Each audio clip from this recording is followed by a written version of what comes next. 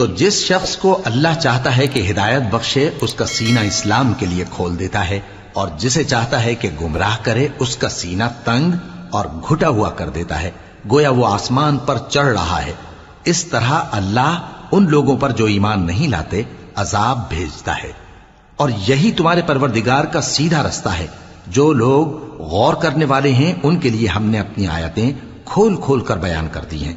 ان کے لیے ان کے اعمال کے صلے میں پروردگار کے ہاں سلامتی کا گھر ہے، اور وہی ان کا دوست ہے۔ اور جس دن وہ سب جن و انس کو جمع کرے گا اور فرمائے گا کہ اے گروہ جنات، تم نے انسانوں سے بہت فائدے حاصل کیے، تو جو انسانوں میں ان کے دوست ہوں گے وہ کہیں گے کہ پروردگار ہم ایک دوسرے سے فائدے حاصل کرتے رہے، اور آخر اس وقت کو پہنچ گئے جو تو نے ہمارے لیے مقرر کیا تھا۔ اللہ فرمائے گا اب تمہارا ٹھکانہ دوزخ ہے، ہمیشہ اس میں جلتے رہو گے مگر جو اللہ چاہے۔ بے شک تمہارا پروردگار دانا ہے، خبردار ہے۔